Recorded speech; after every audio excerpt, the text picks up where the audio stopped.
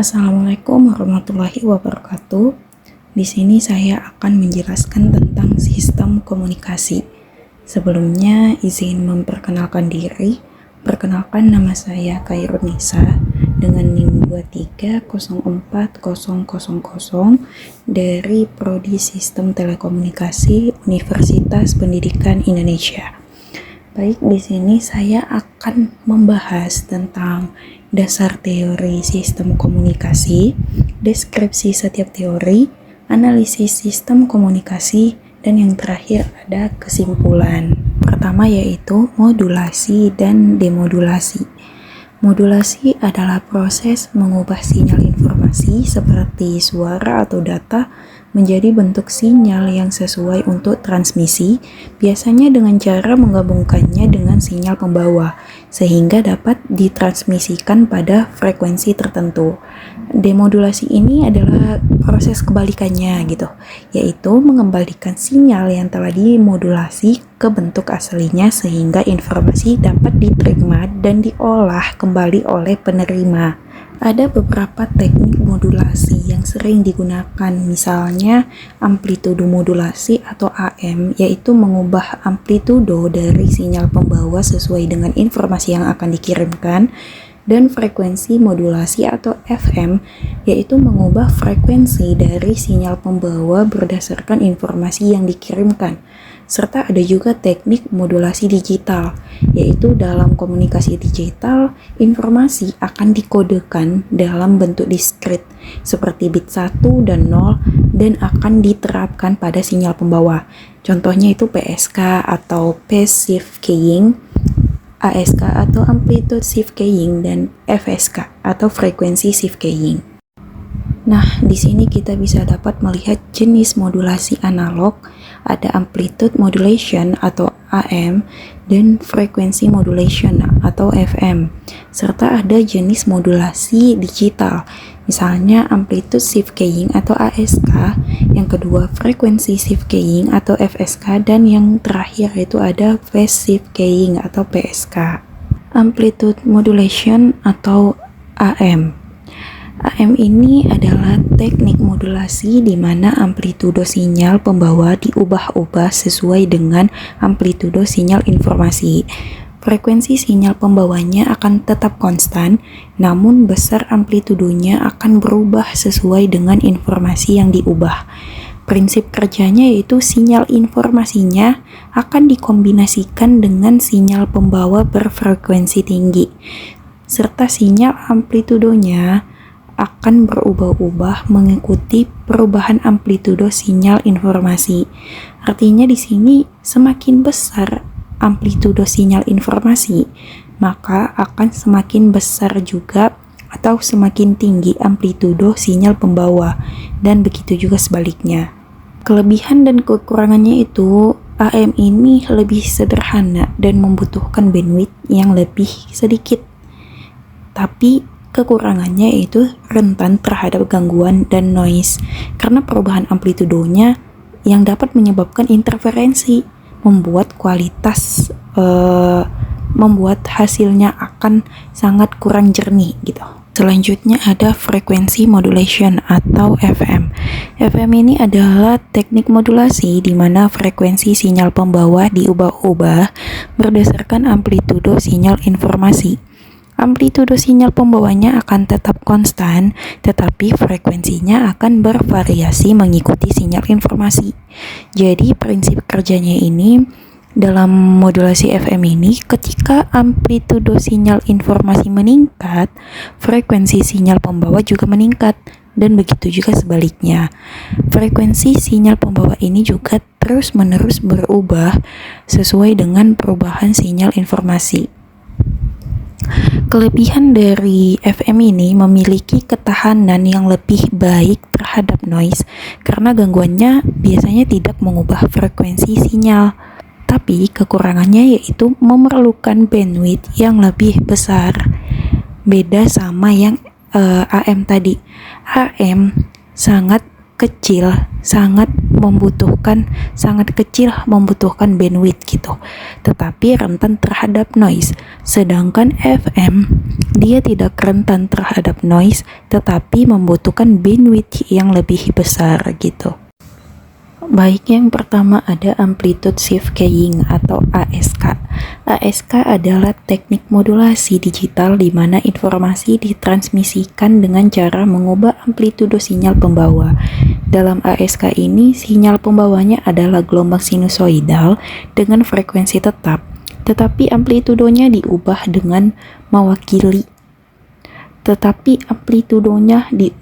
untuk mewakili nilai data biner yang dikirimkan. Prinsip kerja ASK ini yaitu pada biner 0, amplitudo sinyal pembawanya akan menjadi 0 atau sangat kecil, bisa dibilang tidak ada sinyal gitu. Pada data biner 1, amplitudo sinyal pembawanya akan diberi nilai tertentu, biasanya tetap. Sebagai contoh, jika data yang dikirimkan adalah bit 1, maka sinyal pembawa akan memiliki amplitudo penuh. Sementara untuk bit 0, amplitudonya akan diperkecil atau bahkan 0. Pada penerima, mungkin amplitudonya yang diterima dianalisis untuk menentukan nilai bit yang diterima. Kelebihan dari ASK ini yaitu sederhana dan mudah diimplementasikan, serta juga efisien dalam hal penggunaan bandwidth jika digunakan pada saluran dengan kualitas yang baik. Namun, kekurangan ASK ini sensitif terhadap gangguan dan noise, terutama dalam lingkungan yang bising, karena amplitudonya akan lebih mudah dipengaruhi oleh noise. Masuk yang kedua yaitu frekuensi shift keying. VSK ini adalah teknik modulasi digital di mana informasi dikirimkan dengan mengubah frekuensi sinyal pembawa. Dalam FSK ini, 2 atau lebih frekuensi digunakan untuk mewakili data biner. Bisa dibilang prinsip kerja FSK ini yaitu jika data binernya 0, frekuensi sinyal pembawa akan menjadi satu nilai tertentu, misalnya F0. Namun jika binernya 1, frekuensi sinyal pembawanya akan menjadi nilai yang berbeda, misalnya F1. Dengan cara ini, penerima dapat membedakan antara bit 0 dan 1 berdasarkan frekuensi yang diterima. Kelebihan dari FSK ini yaitu lebih tahan terhadap gangguan noise dibandingkan dengan ASK, karena informasi dikodekan dalam frekuensi yang lebih stabil. Digunakan juga pada sistem komunikasi radio dan sistem komunikasi data digital. Namun, kekurangan FSK ini yaitu memerlukan bandwidth yang lebih besar dibandingkan ASK karena ada perbedaan frekuensi yang harus dipisahkan. Juga implementasi dapat lebih kompleks daripada ASK. Oke, masuk yang ketiga yaitu passive keying atau PSK. PSK adalah teknik modulasi di mana informasi dikirimkan dengan mengubah fase sinyal pembawa. Dalam PSK ini, sinyal pembawa tetap pada frekuensi dan amplitudo yang konstan, tetapi fase dari sinyal tersebut dimodulasi untuk mewakili data biner. Prinsip kerja PSK ini yaitu ketika binernya 0, sinyal pembawanya akan memiliki fase tertentu, misalnya 0 derajat gitu. Namun ketika biner 1, sinyal pembawa akan memiliki fase yang berbeda, misalnya 180 derajat. Dengan mengubah fase sinyal pembawa, PSK dapat mengirimkan data secara efisien dan dengan daya yang lebih rendah daripada ASK. Nah, kelebihan dari PSK itu sendiri yaitu efisien dalam penggunaan daya, terutama untuk sinyal yang lemah, tahan juga terhadap gangguan noise, terutama dalam bentuk BPSK dan QPSK, dan digunakan dalam banyak sistem komunikasi digital seperti Wi-Fi, ada juga satelit. Nah, kekurangan dari PSK ini yaitu diperlukan pengaturan fase yang tepat pada penerima untuk mengkode sinyal dengan akurat, serta juga membutuhkan perangkat keras yang lebih kompleks untuk implementasinya. Jadi di sini antara ASK, FSK, dan PSK, di mana kesimpulannya itu ASK lebih sederhana tetapi kurang tahan terhadap gangguan noise. Dia sederhana tapi rentan terhadap noise gitu. PSK dia tahan terhadap noise namun memerlukan bandwidth yang lebih besar. Pada PSK, teknik yang sangat efisien dalam hal daya dan lebih tahan terhadap noise meskipun implementasinya lebih rumit. Nah, pada ketiga teknik modulasi ini memiliki aplikasi yang berbeda tergantung pada kebutuhan sistem komunikasi seperti efisien bandwidth, ketahanan terhadap noise, dan kompleksitas penerima. Selanjutnya ada bit error rate atau BER, di mana BER adalah ukuran yang digunakan dalam komunikasi digital untuk menilai kualitas sinyal yang dikirimkan melalui saluran komunikasi. BER ini mengukur rasio jumlah bit yang diterima dengan kesalahan atau error terhadap total jumlah bit yang dikirimkan. BER digunakan untuk mengevaluasi seberapa banyak kesalahan yang terjadi pada sinyal selama transmisi dan seberapa efektif sistem komunikasi dalam mengatasi gangguan atau noise. Untuk menghitung BER ini bisa menggunakan rumus yang ini, di mana jumlah bit yang salah diterima per jumlah bit yang dikirimkan. Ada beberapa faktor yang memengaruhi BER, di mana yang pertama yaitu noise. Gangguan atau noise dalam saluran komunikasi dapat menyebabkan kesalahan pada bit yang diterima. Yang kedua ada jarak. Semakin jauh jarak antara pengiriman dan penerima, maka akan semakin besar kemungkinan terjadinya kesalahan dalam transmisi data.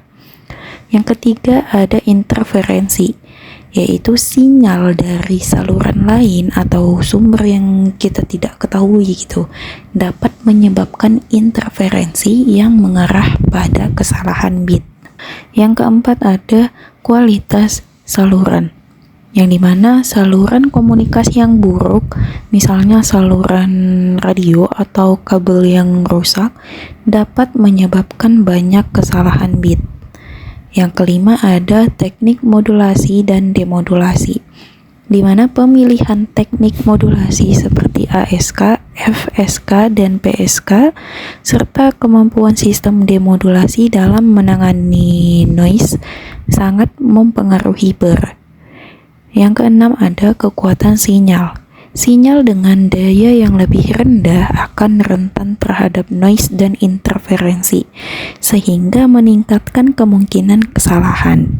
Dalam sistem komunikasi yang ideal, BER ini biasanya 0, yang berarti di mana tidak ada kesalahan bit yang diterima.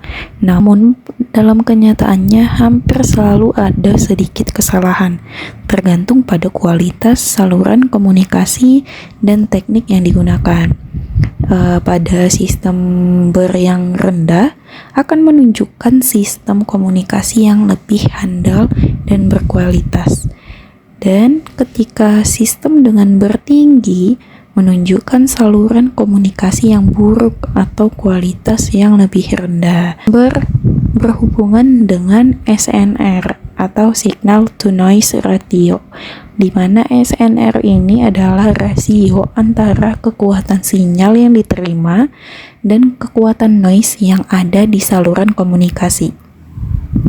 Semakin tinggi SNR, semakin rendah BER, karena sinyal yang lebih kuat lebih mudah dipisahkan dari noise. Sebaliknya, dengan SNR yang lebih rendah, noise akan lebih sulit dibedakan dari sinyal yang sah, yang menyebabkan peningkatan BER. BER digunakan untuk mengevaluasi kinerja sistem komunikasi dan untuk merancang sistem yang optimal. Biasanya sistem komunikasi yang baik diinginkan memiliki BER yang sangat rendah, karena setiap bit yang salah dapat menyebabkan kerusakan data yang diterima. Beberapa standar dalam komunikasi data menetapkan batas maksimum ber yang dapat diterima seperti 10 pangkat min 3 hingga 10 pangkat min 4 untuk komunikasi suara atau telepon, dan juga 10 pangkat min 6 untuk komunikasi data seperti internet atau komunikasi file. Contoh aplikasi pada ber ini yaitu WiFi, di mana WiFi yaitu pengujian kinerja pada WiFi dapat melibatkan pengukuran ber untuk menentukan seberapa baik jaringan dapat mentransmisikan data tanpa kesalahan. Kemudian ada komunikasi satelit. Satelit juga mengandalkan pengukuran ber untuk memastikan bahwa sinyal yang dikirim dari satelit ke bumi memiliki kualitas yang cukup baik agar tidak ada kesalahan dalam transmisi data. Serta komunikasi seluler. Dalam jaringan seluler, ber ini digunakan untuk mengukur kualitas saluran komunikasi dan untuk mengoptimalkan kualitas panggilan serta kecepatan internet. Bit error rate atau ber adalah metrik yang sangat penting dalam komunikasi digital untuk mengevaluasi kualitas transmisi data. Ber yang lebih rendah berarti kualitas komunikasi yang lebih baik dengan lebih sedikit kesalahan dalam penerimaan data. Ber dipengaruhi oleh berbagai faktor seperti noise, jarak, interferensi, dan teknik modulasi yang digunakan. Untuk menjaga kualitas komunikasi, penting untuk merancang sistem dengan ber yang rendah. Kesimpulan dari keseluruhan materi ini yaitu memberikan gambaran tentang cara kerja modulasi analog dan digital dalam mentransmisikan data serta pentingnya pemilihan teknik modulasi yang tepat berdasarkan karakteristik sinyal dan kebutuhan sistem komunikasi, termasuk ketahanan terhadap gangguan dan efisiensi bandwidth. Baiklah, mungkin cukup sekian saja yang dapat saya jelaskan dan dapat saya terangkan. Mohon maaf jika materi saya ini kurang lengkap dan mohon maaf juga dalam penjelasan saya kurang dimengerti.